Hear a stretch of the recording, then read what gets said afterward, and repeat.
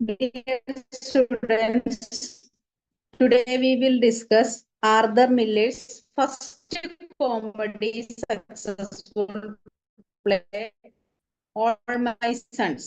നമ്മൾ കഴിഞ്ഞ ക്ലാസ്സിൽ അയാളുടെ പ്രശസ്തമായിട്ടുള്ള പ്ലേയെ കുറിച്ചാണ് പറയുന്നത്. This play was opened at the Coronet Theatre in New York on January 29, 1947.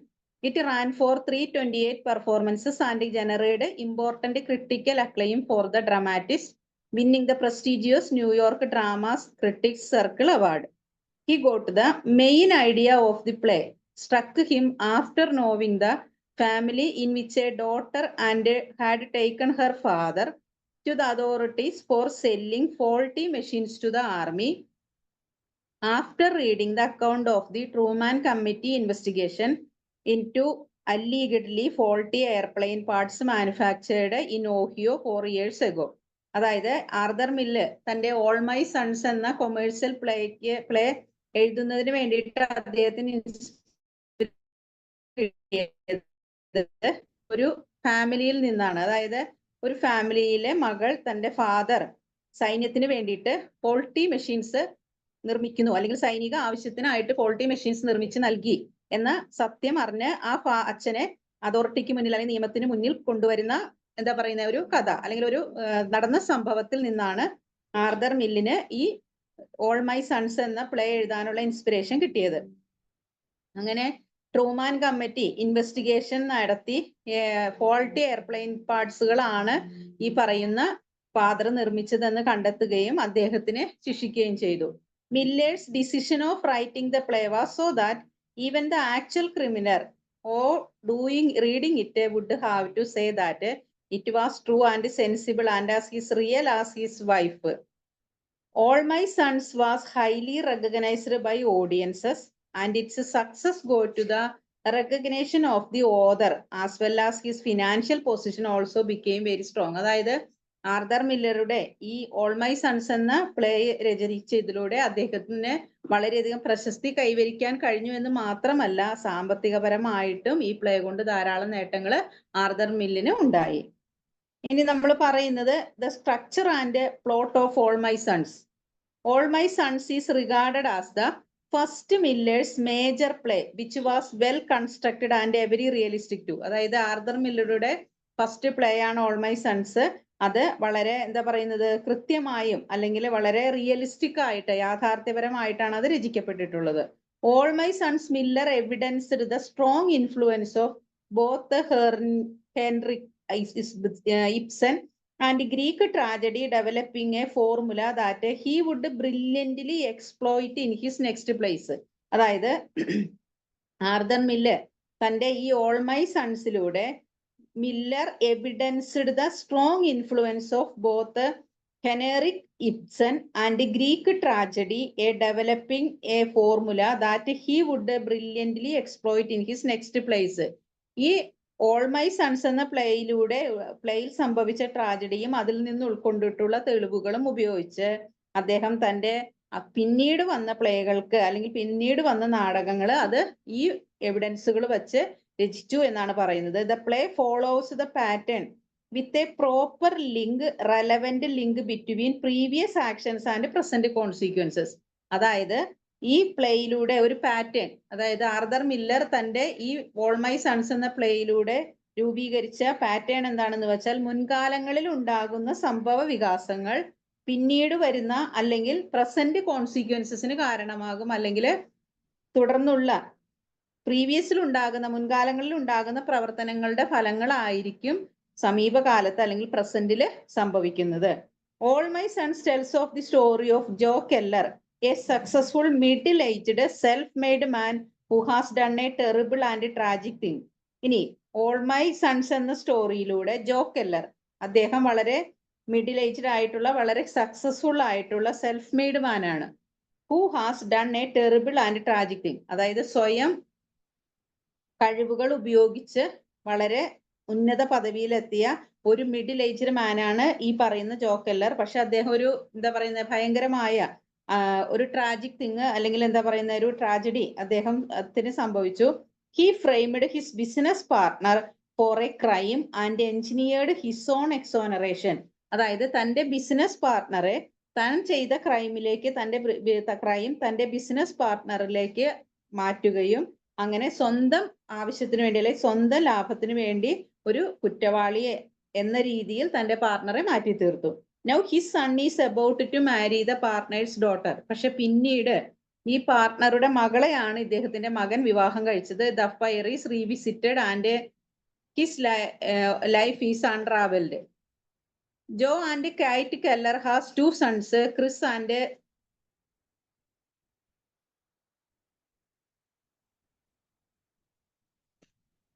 Larry Keller. ജോയ്ക്കും കാർട്ടലിനും കെയ്റ്റ് കെല്ലറിനും 2 മക്കളാണുള്ളത്, ക്രിസും ലോറി കെല്ലറും. On a manufacturing plant with Deever and their families were close. അതായത് ഡീവറുടെ ഒപ്പം ഒരു മാനുഫാക്ചറിംഗ് പ്ലാന്റ് നടത്തുകയാണ്. ഇവർ രണ്ടുപേരും വളരെ ക്ലോസും ആണ്, 2 ഫാമിലികളും വളരെ അടുപ്പത്തിലുമാണ്. Steve's daughter Ann was Larry's beau and George was their friend. ഇനി സ്റ്റീവിന്റെ മകളായ ആൻ ആണ് ലോറിയുടെ പ്രതിശ്രുത വധു. And George was their friends. George എന്ന് പറയുന്ന ആള് ഇവരുടെ ഫ്രണ്ടാണ്. When the war came both Keller boys and George drafted. ഇനി യുദ്ധം നടന്നുകൊണ്ടിരിക്കുമ്പോൾ ഈ കെല്ലറുടെ 2 മക്കളും ആൺകുട്ടികളും ജോർജും ഇവിടെ നിന്ന് മാറിപ്പോകുന്നു. During the war Kellers and Deevers marriage turning plant had a very profitable contract with US army supplying airplane parts. യുദ്ധം നടന്നുകൊണ്ടിരിക്കുന്ന സമയത്ത് ഈ കെല്ലറുടെയും ഡീവറുടെയും മാനുഫാക്ചറിംഗ് പ്ലാന്റ് സൈനിക ആയുധങ്ങൾ സപ്ലൈ ചെയ്യുന്ന ഒരു വലിയ മാനുഫാക്ചറിംഗ് പ്ലാന്റായി മാറുകയും അതിൽ നിന്ന് ധാരാളം പ്രോഫിറ്റ് ഉണ്ടാക്കുകയും ചെയ്തു. One morning shipment of defective parts came in. ഒരു ദിവസം ഒരു ഷിപ്പ് നിറയെ ഡിഫക്റ്റീവ് പാർട്സ് വന്നു. Under present from the army to keep up the output, Steve Dear called Keller who had not yet come in to work morning to ask what he should do. അതായത് ഒരു മോർണിംഗിൽ ship നിറയെ defective പ്ലാന്റുകൾ വന്നു കഴിഞ്ഞപ്പോൾ Steve ഡീവർ കെല്ലറെ വിളിച്ചിട്ട് എന്താണ് ഇത് ചെയ്യേണ്ടത് എന്ന് ചോദിച്ചു. Who had not yet come in work morning to ask what he should do. പക്ഷേ സ്റ്റീവർ അതുവരെ മാനുഫാക്ചറിംഗ് പ്ലാന്റിൽ രാവിലെ മാനുഫാക്ചറിംഗ് പ്ലാന്റിൽ എത്തിയിരുന്നില്ല. Keller told Steve to weld the cracks in the airplane parts and ship turn out. അതായത് ഈ Keller ആവശ്യപ്പെട്ടത് ഈ എയർപ്ലെയിൻ പാർട്സിൽ ഡിഫക്റ്റീവ് ആയിട്ടുള്ള പാർട്സുകൾ ക്രാക്ക് ചെയ്ത് വീണ്ടും തിരികെ ഷിപ്പിൽ അയക്കാൻ ആവശ്യപ്പെട്ടു. Steve was nervous about doing this alone. പക്ഷെ the flu and could not go to the work. Steve shipped out the defective but possibly parts on his own. അപ്പൊ കെല്ലർ വീണ്ടും ആവശ്യപ്പെട്ടു, തനിക്ക് സുഖമില്ല, താൻ ഇന്ന് വർക്കിന് വരുന്നില്ല. Steve shipped out the defective parts but possibly set apart on his own. അങ്ങനെ സ്റ്റീവ് ഈ ഡിഫക്റ്റീവ് പാർട്ടുകൾ ഷിപ്പിൽ ക്രാക്ക് ചെയ്ത് രണ്ടാമത് തയ്ച്ചു. Later it was discovered that the defective parts caused 21 planes to crash and their pilots are died. പക്ഷേ ഈ അയച്ച ഡിഫക്റ്റീവ് പാർട്ടുകൾ കൊണ്ട് പിന്നീട് 21 പ്ലെയിനുകൾ തകരുകയും അതിലെ 21 പ്ലെയിനിലെയും പൈലറ്റുമാരും മരണത്തിനിരയായി. Steve and Keller were arrested and convicted. Keller managed to win an appeal and get a conviction overturned. He claimed that Steve did not call him and that he was completely unaware of the shipment. Steve and Keller were arrested. രണ്ടുപേരെയും arrest ചെയ്തു. And convicted. But Keller managed to win an appeal. Arrest ചെയ്ത് രണ്ടുപേരും കുറ്റവാളികളാണ് എന്ന് തെളിഞ്ഞെങ്കിലും Keller appeal കൊടുത്ത് ആ കുറ്റം സ്റ്റീവിന്റെ തലയിൽ കെട്ടിവെച്ചു. He claimed that Steve did not call him and that he was completely unaware of the shipment. അതായത് സ്റ്റീവ് തന്നെ വിളിച്ചിട്ടില്ല എന്നും അതുകൊണ്ട് ഈ ഷിപ്മെന്റിൽ എന്താണ് സംഭവിച്ചതെന്ന് താൻ ഒന്നും അറിഞ്ഞിട്ടില്ല എന്നുമാണ് കെല്ലർ പറഞ്ഞത്. Keller went home free while Steve remained in jail shunned by his family. അപ്പോ കെല്ലർ അങ്ങനെ സ്വതന്ത്രനായിട്ട് വീട്ടിലേക്ക് പോന്നു. പക്ഷേ ശിക്ഷിച്ച് ജയിലിൽ അടച്ചു. മീൻ വൈസ്റ്റ് conviction racked with shame and grief her wrote a letter to Ann telling her that she was not wait for him. അപ്പോ ഈ സംഭവങ്ങൾ എല്ലാം അറിഞ്ഞ ലാറി ആനിന് തന്നെ ഇനി കാത്തിരിക്കേണ്ട എന്ന് എഴുത്തെഴുതുകയും ചെയ്തു. Larry then went out to fly a mission during which he broke out of information and crashed his plane, killing himself. Larry was reported missing. പിന്നീട് Larry went out fly a mission, ഒരു ദൗത്യവുമായി Larry പുറപ്പെടുകയും during which he broke out of formation and crashed his plane killing himself. സ്വയം plane അപകടത്തിൽപ്പെട്ട് അദ്ദേഹം മരണപ്പെടുകയും ചെയ്തു. 3 years later the action of the play begins. 3 വർഷങ്ങൾക്ക് ശേഷമാണ് ഈ പ്ലേയിലെ ആക്ഷൻ ആരംഭിക്കുന്നത്. Chris has invited Ann to the Keller house because he intends to propose to her. Chris ആനിനെ സ്വന്തം കെല്ലറുടെ വീട്ടിലേക്ക് വിളിക്കുകയും അവളെ പ്രപ്പോസ് ചെയ്യുകയും ചെയ്തു. They have renewed their contact in the last few years while she has been living in New York. കഴിഞ്ഞ വർഷങ്ങളിൽ, അതായത് ന്യൂയോർക്കിൽ താമസിച്ചിരുന്ന അവസാന വർഷങ്ങളിലെ കോൺട്രാക്ട് ഇവര് പുതുക്കി. They must be careful, however, since mother insists that Laurie is still alive somewhere. പക്ഷേ ലോറി ഇപ്പോഴും ജീവിച്ചിരിക്കുണ്ടാവും എന്നുള്ള തന്റെ അമ്മയുടെ വാണിംഗ് എപ്പോഴും ഇവളുടെ മനസ്സിലുണ്ടായിരുന്നു. Her belief is reinforced by the fact that Larry's memorial tree blew down in a storm that morning which she sees a positive sign. അതങ്ങനെ അമ്മ പറയാൻ കാരണം, ലാറി ജീവിച്ചിരിപ്പുണ്ടാകുമെന്ന് പറയാൻ കാരണം അന്ന് രാവിലെ ലാറിയുടെ ഓർമ്മയ്ക്കായി നട്ട ആ മരം കാറ്റത്ത് ഒടിഞ്ഞു വീഴുകയും അതൊരു പോസിറ്റീവ് സൈൻ ആയിട്ട് കണക്കാക്കുകയും ചെയ്തു. Her superstition has also led her to ask the neighbor to make a horoscope of Larry in order to determine whether the day he disappeared was an astrologically favorable day. പിന്നീട് ഒരു ജ്യോതിഷനെ കണ്ട് Larry അപ്രത്യക്ഷമായ ദിവസം അയാൾക്ക് അനുകൂലമായിട്ടുള്ള, ജ്യോതിഷപ്രകാരം അനുകൂലമായിട്ടുള്ള ദിവസമാണോ, അയാൾ ജീവിച്ചിരിപ്പുണ്ടോ എന്ന് അന്വേഷിച്ചു. Everyone else has accepted that Larry is not coming home. And Chris and Keller argue that a mother should learn to forget her other son.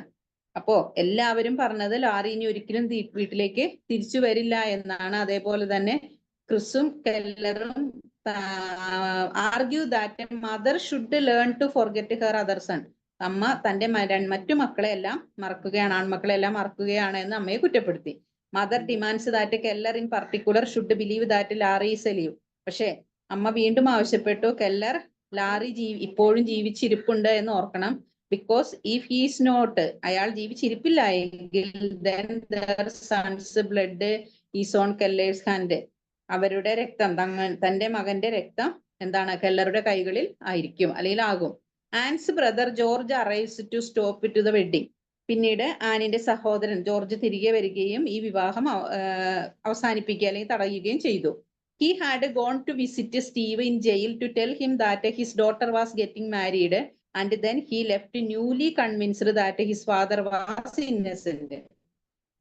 പിന്നീട് സ്റ്റീവ് ജയിലിൽ തന്നെ തന്റെ പിതാവിനോട് മകളുടെ വിവാഹമാണെന്നും പിതാവ് ഇന്നസെന്റ് ആണ്. He accuses Keller, who disarms George by being friendly and confident. അതായത് കെല്ലറ് സൗഹൃദഭാവം നടിച്ച് നിഷ്കളങ്കനായ തന്നെ വഞ്ചിക്കുകയായിരുന്നു എന്നും അപ്പീൽ നൽകി. George is reassured until mother accidentally says that Keller has not been sick in 15 years. Keller tries to cover her lips of the tongue by adding the exception of his flu during the war, but it is now too late. George is again convinced of Keller's guilt, but Chris tells him to leave the house.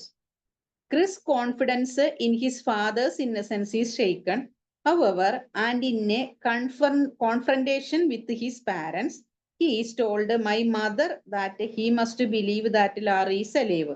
അതായത് ക്രിസിന് തന്റെ പിതാവിന്റെ നിഷ്കളങ്കതയിലുള്ള വിശ്വാസം നഷ്ടപ്പെടുകയും പിന്നീട് ഒരിക്കൽ മാതാപിതാക്കളുമായുള്ള സംസാരത്തിൽ തന്റെ അമ്മ ലാറി ഇപ്പോഴും ജീവിച്ചിരിക്കുന്നുണ്ട് എന്ന് വിശ്വസിക്കുന്നുണ്ട് എന്ന് പറയുന്നു. If Larry is dead, Larry മരിച്ചു എങ്കിൽ mother's claim then it means that Keller killed him. Larry മരിച്ചു എങ്കിൽ അമ്മ പറയുന്നത് അത് കെല്ലർ കൊന്നതായിരിക്കും. ഔട്ട് ദോസ് ഡിഫക്റ്റീവ് പാർട്സ്, കാരണം ഈ ഡിഫക്റ്റീവ് പാർട്സിന്റെ കേസിൽ കെല്ലറെ വധിച്ചതായിരിക്കും. Chris shoot angrily at his father accusing him of being inhuman. ഇതറിഞ്ഞ ക്രിസ് തന്റെ പിതാവിനോട് മനുഷ്യത്വരഹിതമായുള്ള തന്റെ പിതാവിന്റെ പെരുമാറ്റത്തിൽ വളരെയധികം ദേഷ്യം കാണിക്കുകയും and a murder and he wonders aloud what he must do in response to his unpleasant new information about his family victory. അതായത് തന്റെ പിതാവിന്റെ യഥാർത്ഥ സ്വഭാവം അല്ലെങ്കിൽ തനിക്ക് ഇഷ്ടപ്പെടാത്ത രീതിയിലുള്ള പിതാവിന്റെ സ്വഭാവ വൈകൃതങ്ങളെ കുറിച്ച് തിരിച്ചറിയുകയും ചെയ്തു. Chris is disillusioned and devastated, and he learns to be angry at his father's in privacy. Mother tells Keller that he ought to volunteer to go to jail if Chris wants him to.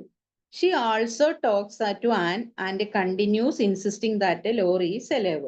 Anne is forced to show mother the letter that Larry wrote to her before he died. അതായത് Larry ഇപ്പോഴും ജീവിച്ചിരിപ്പുണ്ട് എന്ന് ഉള്ള അമ്മയുടെ വിശ്വാസം ഇല്ലാതാക്കുന്നതിന് വേണ്ടിയിട്ട് തനിക്ക് ലാറി മരിക്കുന്നതിന് മുമ്പ് അയച്ച ലെറ്റർ കാണിക്കുകയാണ്. Mother the letter that Larry wrote to her before he died which was essentially a suicide note. തീർച്ചയായും അതൊരു സൂയിസൈഡ് നോട്ടാണ്. The note basically confirms mother's belief that if Larry is dead then Keller is responsible. അപ്പോൾ ഈ letter കണ്ടപ്പോൾ അമ്മ വീണ്ടും ഉറച്ചു വിശ്വസിക്കുന്നു, ലാറി വധിക്കപ്പെട്ടു എങ്കിൽ അല്ലെങ്കിൽ കൊല്ലപ്പെട്ടു എങ്കിൽ അതിന്റെ ഉത്തരവാദി കെല്ലറാണെന്ന്.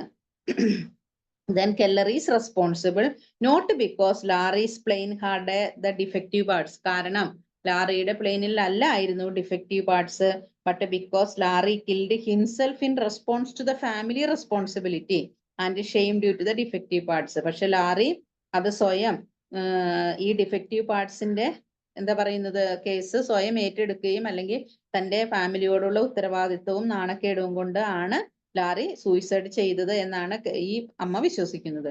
Mother began and not to show the letter to her husband and son. വീണ്ടും ഈ കത്ത് തന്റെ ഭർത്താവിനെയോ മകനെയോ കാണിക്കരുതെന്ന് അമ്മ ആവശ്യപ്പെടുകയാണ്. But Ann does not comply. പക്ഷെ ആൻ അത് അനുസരിച്ചില്ല. Chris returns and says that he is not going to send his father to jail. Chris തിരികെ വന്നു കഴിഞ്ഞപ്പോൾ വീണ്ടും ഇനി അച്ഛനെ കാണാൻ താൻ ജയിലിലേക്ക് പോവുകയില്ല എന്ന് പറയുന്നു. Because that would accomplish nothing and his family practicality has finally overcome his idealism. He also says that he is going to leave and that Anne will not be going with him because he fears that she will forever wordlessly ask him to turn his father into the authorities. അങ്ങനെ Chris അവിടെ നിന്ന് പോകാൻ പുറപ്പെടുകയും എന്നാൽ ആനിനെ കൂടെ കൂട്ടാതിരിക്കുകയാണ് ചെയ്യുന്നത്. Keller enters and mother is unable to prevent Chris from reading Larry's letter aloud. പക്ഷെ കെല്ലർ വന്നു കഴിഞ്ഞപ്പോൾ ലാറിയുടെ കത്ത് ഉറക്കെ ക്രിസ് വായിക്കുന്നത് തടയാൻ ആ അമ്മയ്ക്ക് കഴിഞ്ഞില്ല. Keller now finally understand that in the eyes of Larry and in a symbolic moral sense all the dead pilots were his sons. അപ്പോ കെല്ലർ നൗ ഫൈനലി അണ്ടർസ്റ്റാൻഡ്, അവസാനം കെല്ലർ മനസ്സിലാക്കിയാണ് ലാറിയുടെ കണ്ണുകളിൽ അല്ലെങ്കിൽ ഒരു മോറൽ സെൻസിൽ ഒരു ധാർമ്മികമായ ചിന്തയില് മരിച്ച പൈലറ്റുകളെല്ലാം തന്റെ മക്കളാണ് എന്ന് മനസ്സിലാക്കുന്നു. He says that he is going in to the house to get a jacket and then he will drive it to the jail and turn himself in. But a moment later a gun shot was heard. Keller had killed himself. അങ്ങനെ he says he is going into the house to get a jacket. വീട്ടിലേക്ക് പോയി ഒരു jacket എടുത്തുകൊണ്ട് വന്ന് വേഗം എന്ത് ചെയ്തു, സ്വയം ഡ്രൈവ് ചെയ്ത് ജയിലിൽ ചെന്ന് കീഴടങ്ങി. പക്ഷെ ഒരു നിമിഷം കഴിഞ്ഞപ്പോ a gun shot was heard. ഒരു വെടി ഉതിർക്കുന്ന ശബ്ദം കേട്ടു. Keller had killed himself. Keller സ്വയം എന്താ പറയുന്നത് മരണം കൈവരിച്ചു. But doctor Jim Bayliss, his wife Sue, Bert, Frank Luby and Lydia, some of the minor characters in the play, pitched into the unity of the plot with their dialogues which come up with the routine activities of daily life enhancing the play's realism. അതായത് doctor gym ബൈലിസും അദ്ദേഹത്തിന്റെ വൈഫും അതേപോലെ മകനുമെല്ലാം മക്കള് വൈഫും മകനും 2 പെൺമക്കളും എല്ലാം ഈ പ്ലേയിലെ മൈനർ ക്യാരക്ടേഴ്സ് ആണ്. Minor characters in the play pitched in to the unity of the plot with their dialogues. അതായത് തങ്ങളുടെ ഡയലോഗിന്റെ യൂണിറ്റിയിലൂടെ അവര് ഈ പ്ലേയിലെ മൈനർ ക്യാരക്ടേഴ്സ് ആയി മാറി. Which come up with the routine activities of daily life enhancing the play realism. അങ്ങനെ ദൈനംദിന പ്രവർത്തനങ്ങളിലൂടെ ഈ പ്ലേ റിയലിസ്റ്റിക് ആക്കി മാറ്റുന്നതിൽ ഈ ക്യാരക്ടേഴ്സിനും വളരെയധികം പങ്ക് നിർവഹിച്ചിട്ടുണ്ട്.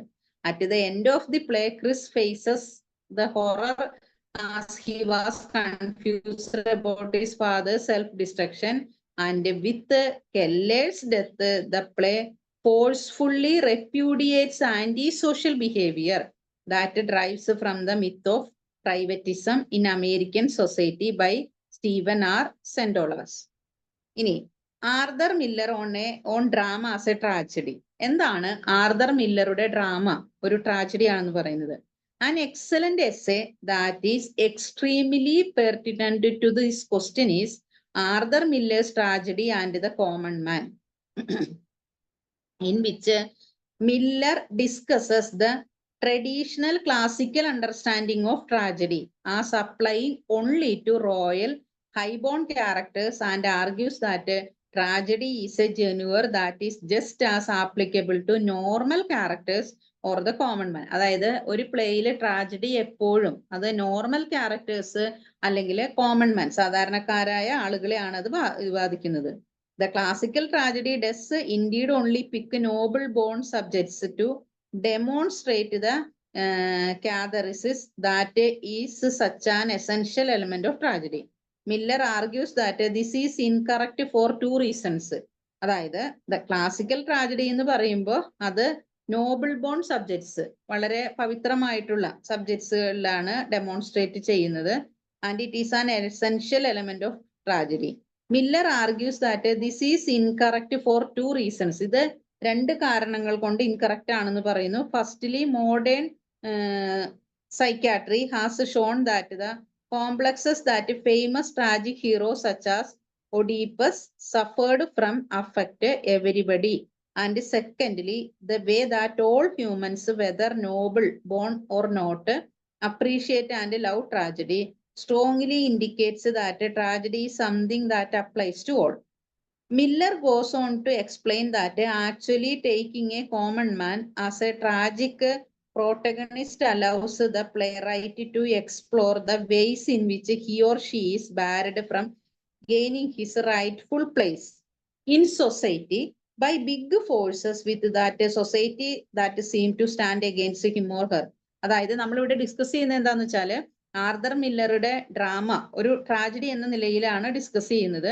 അപ്പോ സാധാരണ രീതിയിൽ ഒരു ട്രാജഡി എന്ന് പറയുന്നത് സാധാരണക്കാർക്ക് സംഭവിക്കുന്ന അല്ലെങ്കിൽ അതിലെ ക്യാരക്ടേഴ്സ് ഒക്കെ സാധാരണക്കാരായിരിക്കും, അല്ലെങ്കിൽ അങ്ങനെയുള്ള ഒരു ചിന്താഗതിയാണ് ഉള്ളത്. നോർമൽ ക്യാരക്ടേഴ്സ് ആയിരിക്കും, അല്ലെങ്കിൽ കോമൺ മാൻ ആയിരിക്കും. The classical tragedy does indeed only pick noble born subjects. Classical tragedy ആണെങ്കിൽ എപ്പോഴും നോബിൾ ബോൺ സബ്ജക്ട്സ് ആയിരിക്കും അതിലുണ്ടാവുക. To demonstrate the catharsis that is such an essential element of tragedy. Miller argues that this is incorrect for 2 reasons. Miller പറയുന്നത് ഇത് 2 കാരണങ്ങൾ കൊണ്ട് തെറ്റാണെന്നാണ്. Firstly modern psychiatry has shown that the complexes that famous tragic heroes such as Oedipus suffered from affect everybody. അതായത് ആധുനിക മനഃശാസ്ത്രത്തിൽ പറയുന്നത് സങ്കീർണത നിറഞ്ഞ ട്രാജഡികള് അല്ലെങ്കിൽ ഫേമസ് ആയിട്ടുള്ള ഹീറോസ്, സങ്കീർണതകൾ നിറഞ്ഞ ട്രാജഡി കാണിക്കുന്ന ഫേമസ് ആയിട്ടുള്ള ഹീറോസ്, അതായത് ഒഡീപ്പസ് suffered from affect everybody. And secondly, the way that all humans, whether noble born or not, അതായത് എല്ലാ മനുഷ്യരും, ഇനി അവര് നോബിൾ ബോൺ ആണോ, അതായത് ഉന്നത കുലത്തിൽ ജനിച്ചവരാണോ അല്ലെങ്കിൽ സാധാരണക്കാരായ ആളുകളാണോ, എങ്ങനെയാണെങ്കിലും appreciate and love tragedy, born or not appreciate and love tragedy, അവര് എന്ത് ചെയ്യുന്ന പറയുന്നത് വളരെ അഭിനന്ദനീയമായ രീതിയിൽ ട്രാജഡിയെ സ്നേഹിക്കുന്നു. Strongly indicates that tragedy something that applies to all. എന്ന് പറഞ്ഞാൽ ട്രാജഡി എല്ലാവർക്കും ആപ്ലിക്കബിൾ ആയിട്ടുള്ള എന്തോ ഒന്നാണ്. Miller goes on to explain that actually taking a common man as a tragic protagonist allows to playwright to explore the ways in which he or she is barred from gaining his rightful place in society by big forces within that society that seem to stand against him or her. ഇനി Miller പറയുന്നത്, Miller goes on to explain that actually taking a common man, യഥാർത്ഥത്തിൽ ഒരു സാധാരണക്കാരനെ എടുക്കുമ്പോൾ അയാൾ ഒരു tragic protagonist ആണ് എങ്കിൽ allows to the playwright to explore the ways in which he or she is barred from gaining his rightful place in society by big forces within that society that seem to stand against him in order. This helps audiences to understand the struggle of characters like Willie Loman, who are prevented in so many ways from gaining the rightful position in society by forces of consumerism.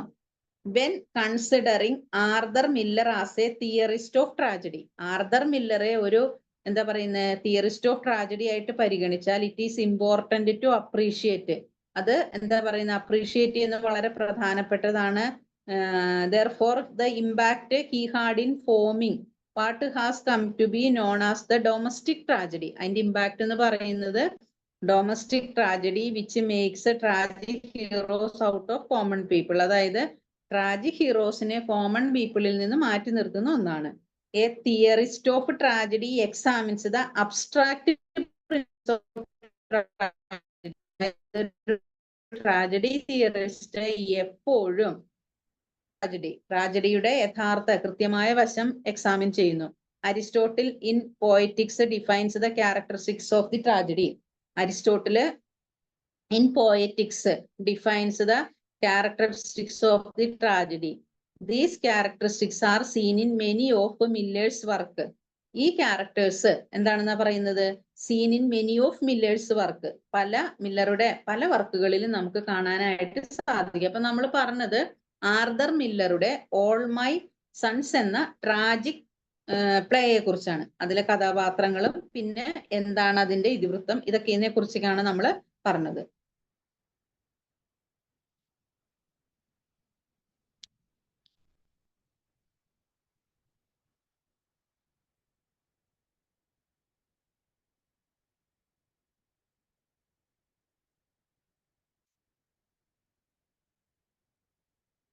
ഇനി എന്തുകൊണ്ടാണ് all my Sons is an all my sons എന്നത് ഒരു tragedy ആയിട്ട് consider ചെയ്യുന്നതെന്ന് പറയുന്നത്? All my sons in an American play is an American play set in A typical suburban town in the back yard of A family home. അതായത് All my sons എന്ന് പറയുന്നത് American play ആണ്. ആ American play എവിടെയാണ്? Set in typical suburban town in the back yard of A family home. The Kellers are a family who live a life of tension and unrealistic aspirations after losing a son at war. അതായത് കെല്ലറുടെ family എന്ന് പറഞ്ഞാല് ഈ Arthur മിൽസിന്റെ all my sons എന്നിലെ ഒരു കഥാപാത്രമാണ് Keller. കെല്ലറുടെ family എന്ന് പറഞ്ഞാൽ യുദ്ധത്തില് തന്റെ ഒരു മകനെ നഷ്ടപ്പെട്ട ആ ടെൻഷനിലും വേദനയിലും ഒക്കെ കഴിയുന്ന ഒരു ഫാമിലിയാണ്. As the Keller try to live a normal life, they are left struggling when they are left to face dealing with the consequences of their actions. This led to the central tragedies of the play. അതായത് Keller തന്റെ ജീവിതം മുന്നോട്ട് കൊണ്ടുപോകാൻ വേണ്ടിയിട്ട് നടത്തുന്ന പ്രവർത്തനങ്ങളും ആ പ്രവർത്തനങ്ങളുടെ പരിണിത ഫലമായി സംഭവിക്കുന്ന ട്രാജഡിയും ഒക്കെയാണ് ഈ പ്ലേയിലെ പ്രധാന ഇതിവൃത്തം. Chris Keller is an honourable man, a man who tries to see the good in people, a man of war. അതായത് ക്രിസ് കെല്ലർ എന്ന് പറഞ്ഞിട്ടുണ്ടെങ്കിൽ വളരെ ആദരണീയനായ ഒരു വ്യക്തിയാണ്. A man who tries to see the good in people, ആളുകളിലെ നന്മ കാണാൻ ശ്രമിക്കുന്ന ഒരു വ്യക്തിയാണ്. A man of war. His father Joe Keller is a chief character. ഇനി അദ്ദേഹത്തിന്റെ പിതാവായ ജോ കെല്ലർ എന്ന് പറയുന്ന ആള് ഈ പ്ലേയിൽ ഒരു പ്രധാന കഥാപാത്രമാണ്. Who is about 3 things. 3 കാര്യങ്ങളാണ് അയാൾക്കുള്ളത്: business, money and making a profit. അതായത് ബിസിനസ്, മണി, പ്രോഫിറ്റ്, ഇത് 3ഉമാണ് അയാളുടെ ജീവിതത്തിലുള്ള പ്രധാന കാര്യങ്ങൾ. However, Joe Keller is a family man above all else. എല്ലാ അർത്ഥത്തിലും ജോ കെല്ലർ ഒരു ഫാമിലി മാൻ ആണ്. ആൻഡ് ഹാസ് സാക്രിഫൈസ്ഡ് എവറിഥിങ്, എല്ലാം സാക്രിഫൈസ് ചെയ്തു. ഇൻക്ലൂഡിങ് ഹിസ് ഓണർ, അദ്ദേഹത്തിന്റെ പദവി വരെ സാക്രിഫൈസ് ചെയ്തു. Nonetheless, he must face up to what he has done. താൻ ചെയ്യുന്നത് എന്താണോ അതിന്റെ തിരിച്ചടികൾ അദ്ദേഹം നേരിടേണ്ടി വന്നു. And with these actions he must step forward in to an inevitable future. അങ്ങനെ ഈ പ്രവർത്തനങ്ങളിലൂടെ ഹി മസ്റ്റ് സ്റ്റെപ്പ് ഫോർവേഡ്, എന്താണ്, കാല് മുന്നോട്ട് വെച്ചു, in to an inevitable future, ഒഴിവാക്കാനാവാത്ത ഒരു ഭാവി നേരിടുന്നതിന് വേണ്ടി. ത്രൂ ഔട്ട് ദ പ്ലേ, ഇനി പ്ലേ മുഴുവനും the character introduce familiar faces. ഇതിലുള്ള കഥാപാത്രങ്ങളെല്ലാം നമുക്ക് പരിചിതമായിട്ടുള്ള ആളുകളെ പോലെയാണ്. അതായത് ഹാർഡ് സിറ്റുവേഷൻ, വളരെ കഠിനമായ സാഹചര്യങ്ങളെ നേരിട്ട് അതേപോലെ കഠിനമായ സാഹചര്യങ്ങളും അതേപോലുള്ള ഓർമ്മകളും, അതായത് മധുരിക്കുന്നതും അതേപോലെ തന്നെ കൈപ്പേറിയതുമായിട്ടുള്ള ഓർമ്മകളും എല്ലാം ഉൾക്കൊള്ളുന്നതാണ്. The first example of this is the morning after the thunderstorm, the Kellers awaken of their memorial tree. He has torn down.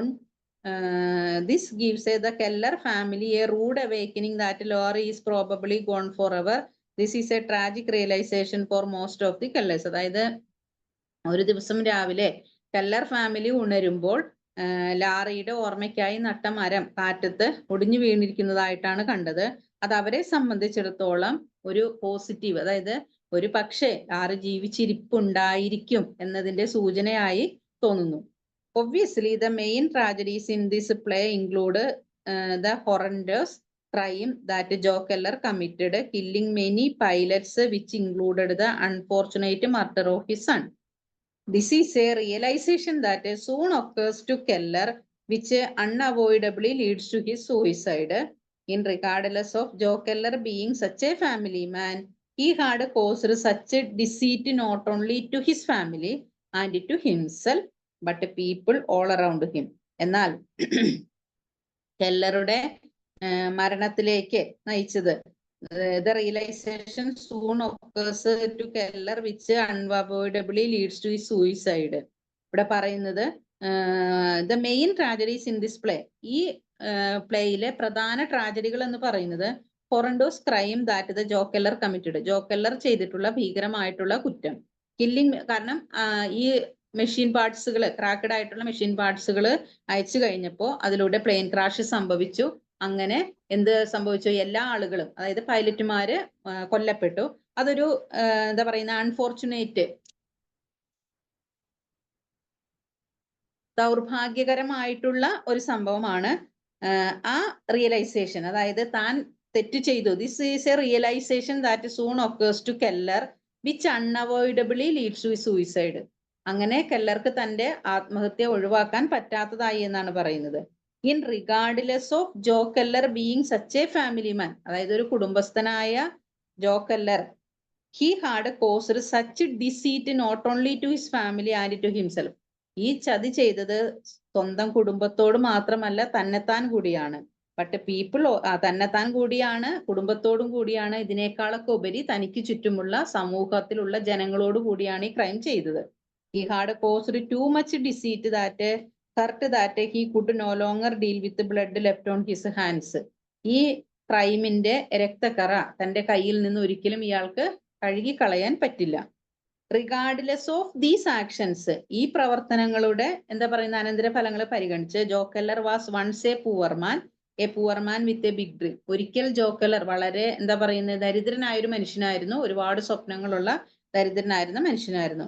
And in some ways he is a fine example of what conquering the American dream stands four.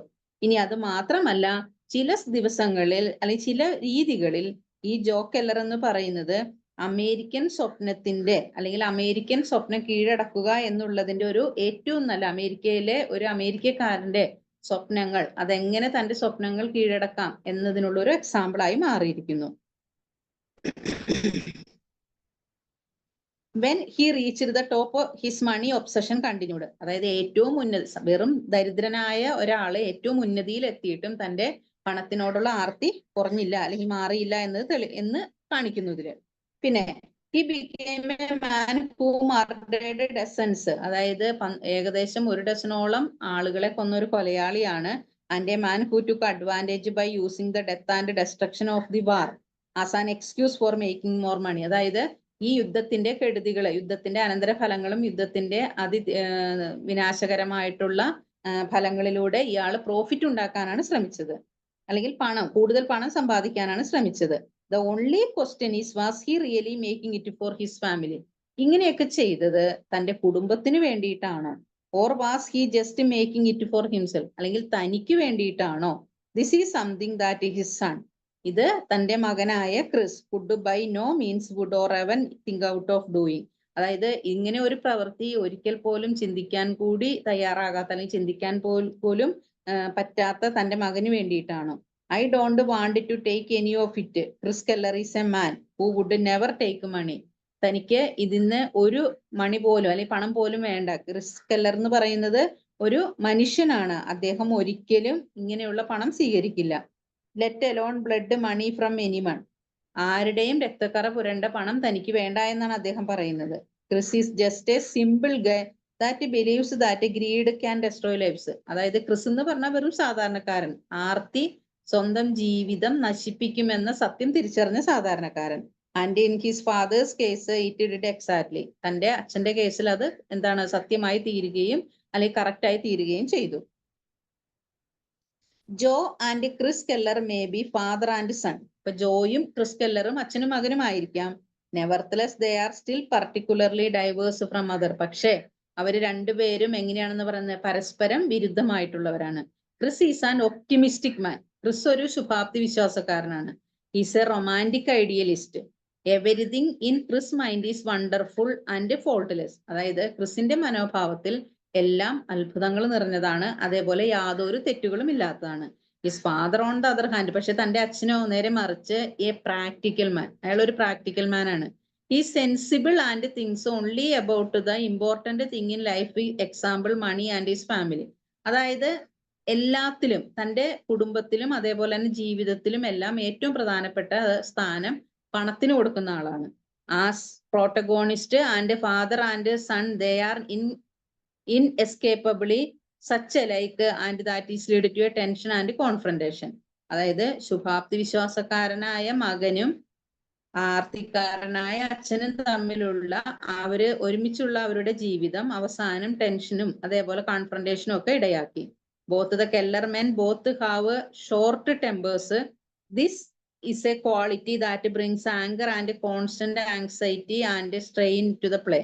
Chris has always looked up to his father. He always saw him as a sole provider, the protector and the hero in his life. Chris എപ്പോഴും തന്റെ പിതാവിനെ ഒരു soul provider, അതായത് ആത്മാവ് നൽകുന്ന ഒരാളായിട്ട് അല്ലെങ്കിൽ തന്റെ ജീവിതത്തെ പ്രൊട്ടക്ട് ചെയ്യുന്ന ഒരാളായിട്ടാണ് കണ്ടത്. In Chris eyes Joe Keller fought against the court of law to prove his innocence. എന്നാൽ ക്രിസിന്റെ കണ്ണുകളിൽ ജോ കെല്ലർ ആടി.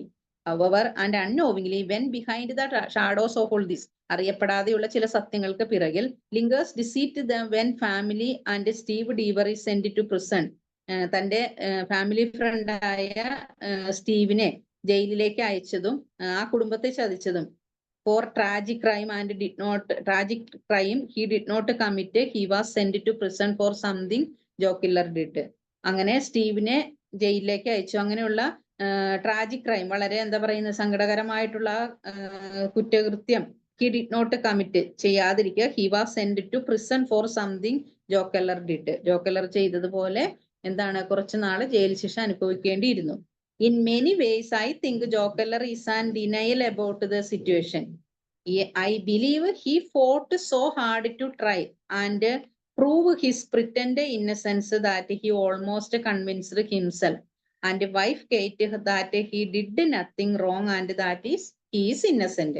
അതായത് ജോ കെല്ലർ ഒരുപാട് നാളുകള് തന്റെ ഇന്നസെന്റ്, അതായത് താൻ ഇന്നസെന്റ് ആണ് എന്നുള്ള ആ അഭിനയം പ്രൂവ് ചെയ്യാൻ ശ്രമിക്കണമായിരുന്നു. ഏറ്റവും കുറഞ്ഞത് തന്റെ ഭാര്യയെങ്കിലും അത് എന്താ പറയുന്നത്, മനസ്സിലാക്കിക്കണമായിരുന്നു. I believe that he lied in the way did due to his fear of people finding out the truth. ആളുകൾ സത്യം മനസ്സിലാക്കുമെന്ന് ഭയന്നാണ് ഇയാള് നുണ പറഞ്ഞത്. Especially Chris, and also because he was frightened to lose all his power. ക്രിസെങ്കിലും മനസ്സിലാക്കി കഴിഞ്ഞാൽ തനിക്ക് തന്റെ എല്ലാ അധികാരങ്ങളും നഷ്ടമാവുമെന്ന് ഇയാൾ പറയുന്നു. If Chris was to discover the truth, ഇനി ക്രിസ് സത്യം കണ്ടുപിടിച്ചിരുന്നു എങ്കിൽ Keller would no longer B able to leave with himself, കെല്ലർക്ക് ഒരിക്കലും അവന്റെ ഒപ്പം ജീവിക്കാൻ സാധിക്കുമായിരുന്നില്ല. The idea of killing one son and losing another, ഒരു മകനെ കൊലയ്ക്ക് കൊടുത്തു ഒരു മകനെ നഷ്ടപ്പെടുന്നു, ഈ ആശയം almost never an option Keller വുഡിന്റെ even have contemplated on doing. Because he spend so long building his business empire, he was terrified to lose not only that but the love and respect from his only other son. അതായത് താൻ ഇത്രയും നാളുകൊണ്ട് നേടിയെടുത്ത ബിസിനസ്സിൽ നേടിയെടുത്ത സ്ഥാനമാനങ്ങളും പ്രസ്റ്റീജും മാത്രമല്ല തന്റെ ഒരേ ഒരു മകനെ കൂടി നഷ്ടപ്പെടും എന്ന് ഭയന്നിട്ടാണ് ഈ കെല്ലർ ഇത് ചെയ്തത്. Chris and Joe relationship in all means ended up deteriorated and this some ways is a central tragedy. അതായത് കില്ലും ക്രിസും അതേപോലെ തന്നെ ജോ കെല്ലറും തമ്മിലുള്ള ആ ബന്ധം വളരെ വളരെ മോശമായ അവസ്ഥയിൽ, അല്ലെങ്കിൽ വളരെ വേദനിപ്പിക്കുന്ന രീതിയിൽ ട്രാജഡി ആയിട്ട് തകർന്നു. അങ്ങനെയാണ് ഈ പ്ലേയുടെ സെൻട്രൽ തീം ഒരു ട്രാജഡി ആയിട്ട് മാറിയത്. A father who loss two sons, ഒരു അച്ഛന് തന്റെ രണ്ട് മക്കളെയും നഷ്ടപ്പെട്ടു. Because of his own mistake and greed, എന്തുകൊണ്ടാണ് രണ്ട് മക്കളെയും നഷ്ടപ്പെട്ടത്? സ്വന്തം ആർത്തി കൊണ്ടും അതേപോലെ തന്നെ പണത്തിനോടുള്ള ദുര കൊണ്ടുമാണ്. That's what a war does, അത് തന്നെയല്ലേ ഒരു യുദ്ധത്തിലും ചെയ്യുന്നത്.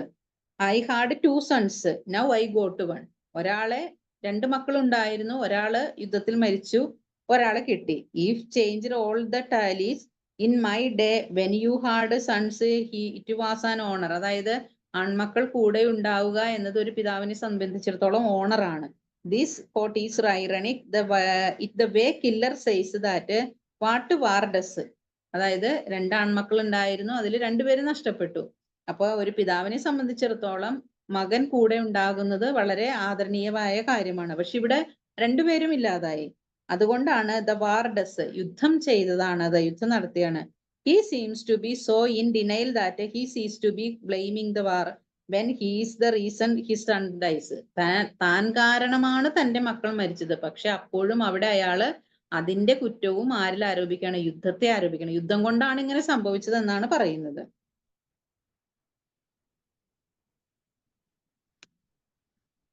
Joe's character mentions only having one son left, but even Chris begins to drift away from his father.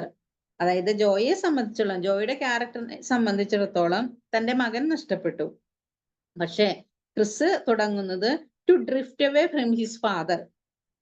Sometimes you infuriate me, you know what, that you have such a talent for ignoring things.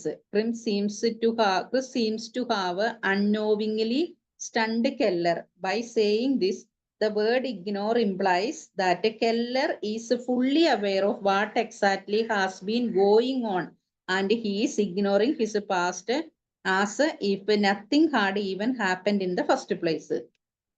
The relationship between Chris and his father seems to allow the audience to understand how the two of these characters think that interact not only with each other but other characters in the play also. അതായത് ഈ പ്ലേയില് ക്രിസും തന്റെ അച്ഛനും തമ്മിലുള്ള ആ ബന്ധം എങ്ങനെയാണ് audience കാണുന്നത്, അല്ലെങ്കിൽ ഓഡിയൻസ് മനസ്സിലാക്കുന്നത്, and how the two of these characters think, ഈ രണ്ട് കഥാപാത്രങ്ങളും ചിന്തിക്കുന്നത് എങ്ങനെയാണ്. That interact not only with each other, അവർ തമ്മിലുള്ള പരസ്പരമുള്ള ഇന്ററാക്ഷൻ മാത്രമല്ല, but other characters in the play also, മറ്റുള്ള ക്യാരക്ടേഴ്സും ഈ പ്ലേയില് എങ്ങനെയാണ് ഇന്ററാക്ട് ചെയ്യുന്നത്. Joe Keller is a man who believes he owes nothing to anyone other than himself and family.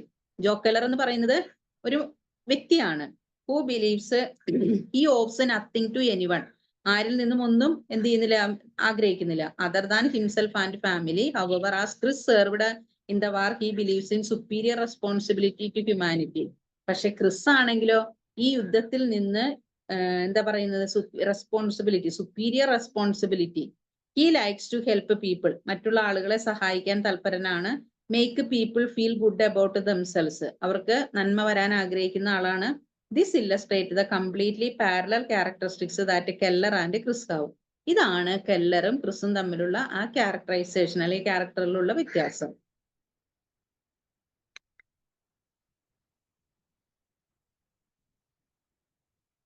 The relationship Joe and Chris Keller share is drives throughout.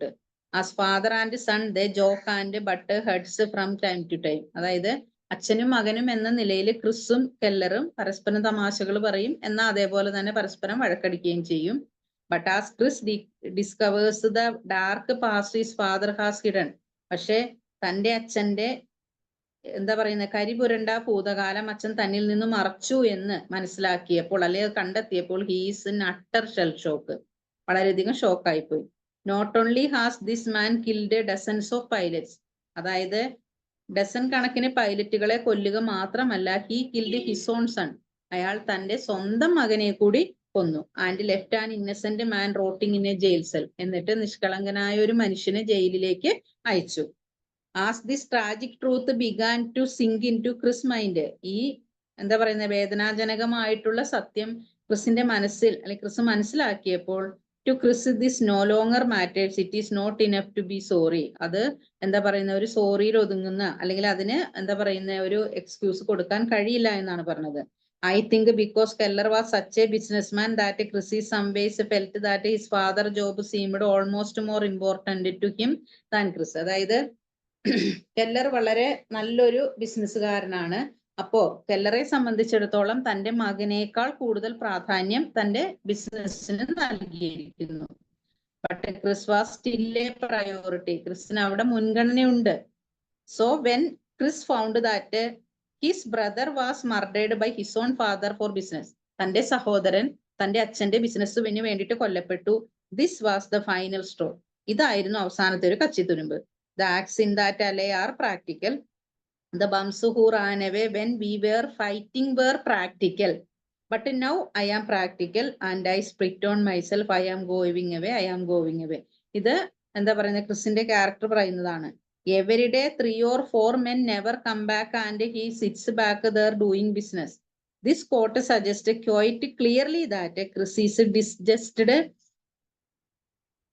at the fact that all those men did because of his father, and it seems utterly insane that Keller was able to sit back and continue to run his business as everyday men were dying because of his father. ഓരോ ദിവസവും തന്റെ അച്ഛൻ കാരണം ആളുകൾ കൊല്ലപ്പെട്ടുകൊണ്ടിരിക്കുന്നു എന്ന സത്യം Chris തിരിച്ചറിഞ്ഞപ്പോൾ അദ്ദേഹത്തിന് അത് എന്താ പറയുന്നത് ഡൈജസ്റ്റ് ചെയ്യാനായിട്ട് കഴിഞ്ഞില്ല.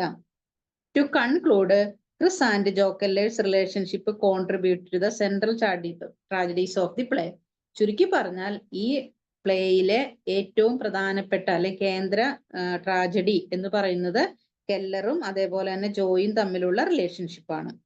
It proves that just because 2 people are related and share the same blood, അതായത് ഒരേ രക്തം പങ്കുവയ്ക്കുന്ന 2 ആളുകൾ തമ്മിലുള്ള ബന്ധം does not mean they are compatible. And ask the question, do we really know our family? യഥാർത്ഥത്തിൽ നമ്മളുടെ കുടുംബത്തെ നമുക്ക് അറിയാമോ എന്നൊരു ചോദ്യം കൂടി അവിടെ ഈ ആർതർ മില്ലർ ഉന്നയിച്ചിട്ടുണ്ട്. Chris spent years look up to his hero as of a father. Chris വർഷങ്ങളോളം തന്റെ അച്ഛനെ ഒരു ഹീറോ ആയിട്ടാണ് കണ്ടത്. However, towards the end of the play, Chris is utter disappointed. പക്ഷെ അങ്ങനെ തന്റെ സ്വന്തം അച്ഛനെ ഒരു ഹീറോ ആയി കണ്ട മകൻ പ്ലേയുടെ അവസാനം അടുത്ത നിരാശയിലായി. This consequently leads to Keller's revelation. Then what is this if it is telling me? Sure, he was my son, but I think they were all my sons, and I guess they were. This then leads to the final tragedy of the play, Keller's abrupt suicide. അപ്പോൾ Arthur മില്ലറുടെ All my സൺസിലെ 2 characters ആണ് ജോ കെല്ലറും അതേപോലെ തന്നെ ക്രിസും.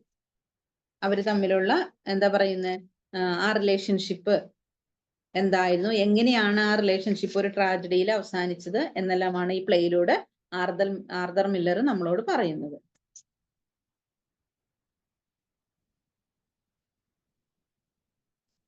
ഇനി നമ്മൾ next പറയാൻ പോകുന്നത് thematic concerns in All my Sons, അതായത് ഓൾ മൈ സൺസ് എന്ന പ്ലേയിലെ തീമിനെ കുറിച്ചിട്ടാണ്. അതിന്റെ ആശയം എന്താണ്? ഒരുപാട് ആശയങ്ങളുണ്ട്. Play All my Sons has shown many themes and the theme of social responsibility is the major theme. പക്ഷെ അതിലെ ഏറ്റവും പ്രധാനപ്പെട്ട തീം എന്ന് പറയുന്നത് സോഷ്യൽ റെസ്പോൺസിബിലിറ്റി ആണ്. And some relatively minor themes were interlinked in such a way with the major theme that they have become an essential part of the play. Okay, dear students, today we will discuss next day, that is thematic concerns in All My Sons.